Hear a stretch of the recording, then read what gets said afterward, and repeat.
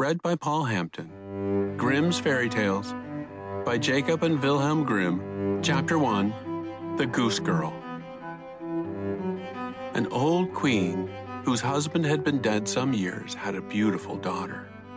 When she grew up, she was betrothed to a prince who lived a great way off, and as the time drew near for her to be married, she got ready to set off on her journey to his country. Then the queen, her mother, packed up a great many costly things, jewels and gold and silver, trinkets, fine dresses, and in short, everything that became a royal bride. For she loved her child very dearly, and she gave her a waiting maid to ride with her and give her into the bridegroom's hands, and each had a horse for the journey.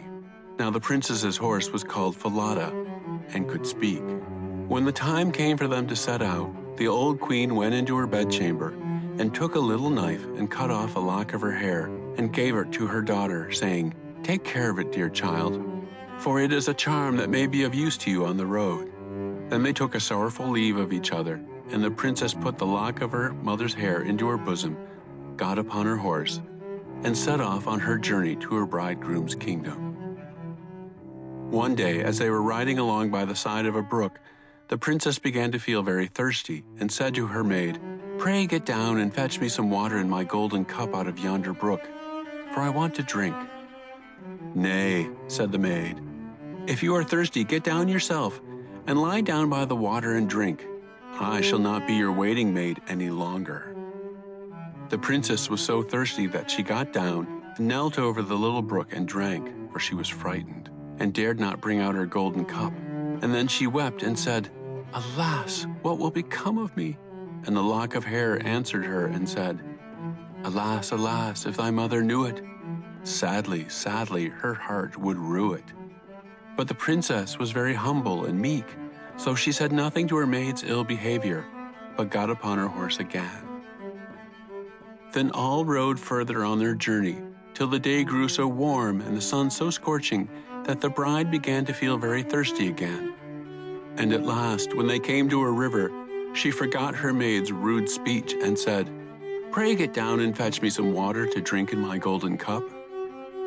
But the maid answered her, and even spoke more haughtily than before, "Drink if you will, but I shall not be your waiting maid." Then the princess was so thirsty that she got off her horse and lay down and held her head over the running stream and cried and said, "What will become of me?" And the lock of hair answered her again, "Alas, alas, if thy mother knew it, sadly, sadly, her heart would rue it." And as she lay down to drink, the lock of hair fell from her bosom and floated away with the water, without her seeing it. She was so much frightened. But her maid saw it, and was very glad, for she knew the charm, and saw that the poor bride would be in her power now that she had lost the hair. So when the bride had finished drinking, and would have gotten upon Falada again, the maid said, "I shall ride upon Falada, and you may have my horse instead." So she was forced to give up her horse, and soon afterwards to take off her royal clothes and put on her maid's shabby ones. At last, as they drew near the end of the journey, this treacherous servant threatened to kill her mistress if she ever told anyone what had happened. But Falada saw it all and marked it well. Then the waiting maid got upon Falada, and the real bride was set upon the other horse, and they went on in this way till at last they came to the royal court.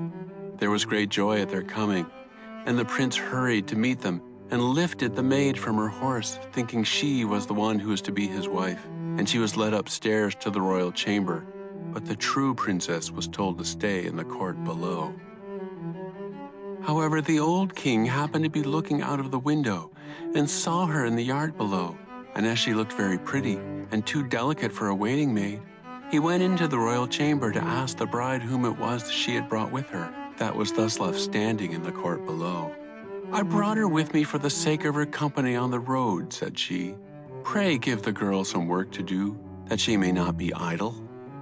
The old king could not for some time think of any work for her, but at last he said, "I have a lad who takes care of my geese. She may go and help him."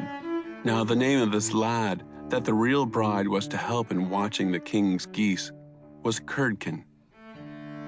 Soon after, the false bride said to the prince, "Dear husband, pray do me one piece of kindness." "That I will," said the prince. "Then tell one of your slaughterers to cut off the head of the horse I rode upon, for it was very unruly and plagued me sadly on the road." But the truth was, she was very much afraid lest Falada should speak and tell all she had done to the princess. She carried her point, and the faithful Falada was killed. But when the true princess heard of it, she wept and begged the man to nail up Falada's head against a large, dark gate in the city through which she had to pass every morning and evening, that there she might still see him sometimes. Then the slaughterer said he would do as she wished, so he cut off the head and nailed it fast under the dark gate. Early the next morning, as the princess and Curdken went out through the gate, she said sorrowfully, "Falada, Falada, there thou art hanging." And the head answered, "Bride, bride, there thou art ganging. Alas, alas, if thy mother knew it, sadly, sadly, her heart would rue it." Then they went out of the city, driving the geese. And when they came to the meadow, the princess sat down upon a bank there and let down her waving locks of hair, which were all of pure gold. And when Curdken saw it glitter in the sun, he ran up and would have pulled some of the locks out, but she cried, "Blow, breezes, blow, let Curdken's hat go. Blow, breezes, blow, let him after it go. Over hills, dales, and rocks, away it be whirled, till the golden locks are all combed and curled." Then there came a wind so strong that it blew off Curdken's hat, and away it flew over the hills, and he after it, till by the time he came back, she had done combing and curling her hair and put it up again safely. Then he was very angry and sulky, and would not speak to her at all, but they watched the geese until it grew dark in the evening, and then drove them homewards. The next morning, as they were going through the dark gate, the poor girl looked up at Falada's head and cried, "Falada, Falada, there thou art hanging." And it answered, "Bride, bride, there thou art ganging. Alas, alas, if thy mother knew it, sadly, sadly, her heart would rue it." Then she drove on the geese and sat down again in the meadow and began to comb out her hair as before, and Curdken ran up to her and wanted to take of it, but she cried out quickly, "Blow, breezes, blow, let Curdken's hat go. Blow, breezes, blow, let him after it go.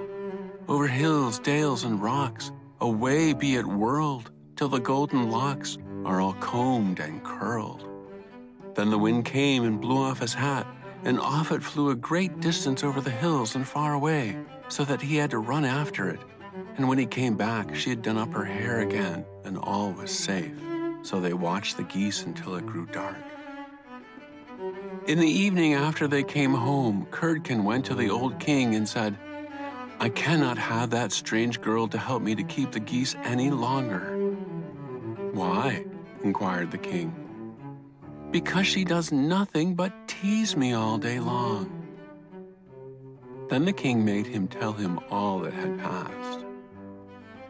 And Curdken said, "When we go in the morning through the dark gate with our flock of geese, she weeps and talks with the head of a horse that hangs upon the wall and says, 'Falada, Falada, there thou art hanging.' And the head answers, 'Bride, bride, there thou art ganging. Alas, alas, if thy mother knew it, sadly, sadly, her heart would rue it.'" And Curdken went on telling the king what had happened upon the meadow where the geese fed, and how his hat was blown away and he was forced to run after it and leave his flock. But the old king told him to go out again as usual the next day.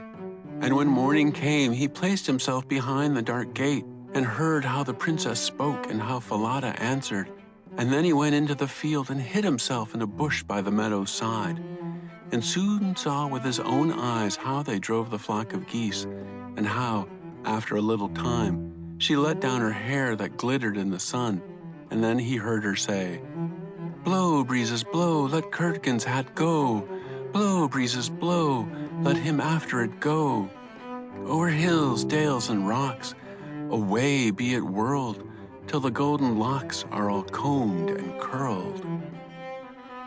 And soon came a gale of wind, and carried away Curdken's hat while the girl went on combing and curling her hair.